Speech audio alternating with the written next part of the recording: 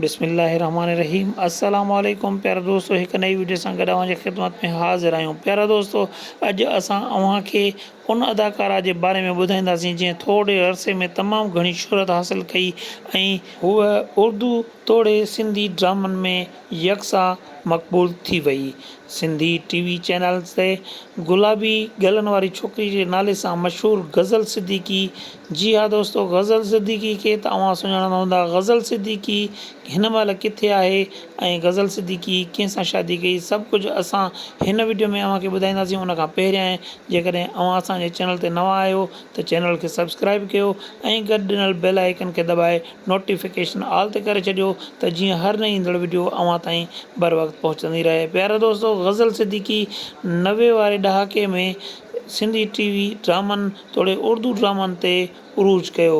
गज़ल सिद्दीकी खे चैनल ते गुलाबी गलनि वारी छोकिरी पिणु चयो वेंदो हो। गज़ल सिद्दीकी खे मासूम छोकिरीअ जे नाले सां पिणु सॾियो वेंदो हो।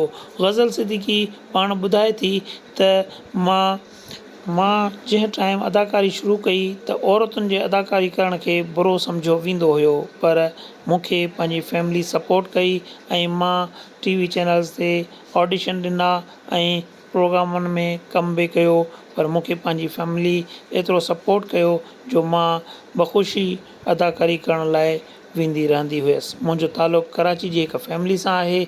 मां कराची जी रहाकू आहियां। काफ़ी माण्हू मूंखे ॿाहिराड़ी जो सम्झंदा आहिनि, पर मां ॿाहिराड़ी कॾहिं ॾिठी बि न आहे। मां कराची जी सिद्दीकी फैमिली सां तालुक़ु रखां थी। गज़ल सिद्दीकी मज़ीद ॿुधायो त मूंखे सिंधी तोड़े उर्दू ड्रामनि में हिकु जहिड़ी शोहरत मिली, मूंखे पूरे पाकिस्तान मां अहिड़ी शोहरत मिली जेका मां पूरी ज़िंदगी नथी विसारे सघां। गज़ल सिद्दीकी ॿुधायो त मुंहिंजी शादीअ खां पहिरें मां पंहिंजे मुड़ुस खे अदा चवंदी हुयमि ऐं उन सां ई मुंहिंजी शादी तइ थी वई। असल कहाणी ईअं आहे त गज़ल सिद्दीकी जी शादी पंहिंजे ई दोस्त जे भाउ सां थी, जंहिंखे हूअ बचपन खां वठी सुञाणींदी हुई ऐं अदा चवंदी हुई। असल में थियो ईअं जो गज़ल सिद्दीकी पंहिंजे कंहिं फैमिली तक़रीब में हिकु गीत ॻाए रही हुई त गज़ल सिद्दीकी जो मुड़ुसु बि ॻाइण जो ऐं ॿुधण जो तमामु घणो शौक़ीन हुयो। गज़ल सिद्दीकी जो चवणु आहे त मां जॾहिं गीत शुरू कयो त मुंहिंजो हस्बैंड जेको आहे उहो साम्हूं अचे वेही रहियो ऐं मुंहिंजो गीत ॿुधणु लॻो। मूं बि इहो ई सोचियो त शायदि भाऊअ खे मुंहिंजो गीत ॾाढो पसंदि अची वियो आहे ऐं जीअं ई गीत ख़तमु थियो सभु को पंहिंजे रस्ते हलियो वियो। मुंहिंजे दिलि में बि का अहिड़ी ॻाल्हि न हुई, पर मुंहिंजे हस्बैंड जे दिलि में मुंहिंजे लाइ फीलिंग्स अची चुकियूं हुयूं ऐं हू आहिस्ता आहिस्ता मुंहिंजे वेझे अचण जी कोशिशि कंदो रहियो, जंहिंखां पोइ हुन मूंसां खुली मुहबत जो इज़हार कयो ऐं शादी करण जी ऑफर कयईं, जंहिंखे मां इनकार न करे सघियसि ऐं मां बि पंहिंजे माइटनि खे इहा हक़ीक़त ॿुधाई ऐं उन खां पोइ असां ॿिन्ही जे माइटनि जे विच में ॻाल्हि ॿोल शुरू थी वई।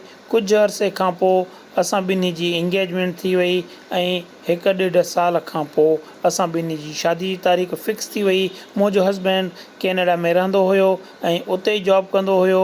उहो कुझु वक़्त जे लाइ आयल हो, उन करे मुंहिंजी शादी बि जल्द थी वई।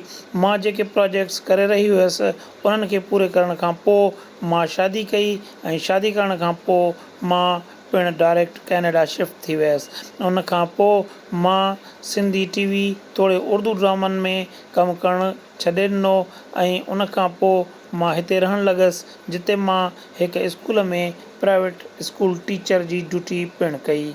मूंखे तमामु सुठो लॻो इहो तजुर्बो नंढनि ॿारनि खे पढ़ाइण जो ऐं मां नंढनि ॿारनि खे पढ़ाईंदी रहियसि। काफ़ी अरसो मां स्कूल में कमु करण खां पोइ जॾहिं 2 सालनि लाइ पाकिस्तान आयमि त पाकिस्तान अची मां हिकिड़ो मॉर्निंग शो कयो, जंहिंमें मूंखे मदान वरी ॾाढी इज़त ॾिनी ऐं उन खां पोइ मां वरी वापसि कैनेडा अची वई आहियां ऐं हिन महिल मुंहिंजो पाकिस्तान अचण जो को बि इरादो न आहे, पर मां पाकिस्तान ऐं सिंध सां तमामु घणो प्यारु कयां थी।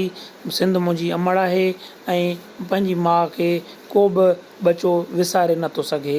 प्यारा दोस्तो, हीअ हुई असांजी अॼु जी वीडियो। यकीनन अव्हांखे पसंदि आई हूंदी। जेकॾहिं असांजी अॼु जी वीडियो अव्हांखे पसंदि आई हुजे त दोस्तनि सां शेयर कजो, कमेंट करे पंहिंजी राय खां आगाह कजो, दुआनि में यादि कजो। अल्लाह हाफ़िज़, सिंध सलामत, साथ सलामत।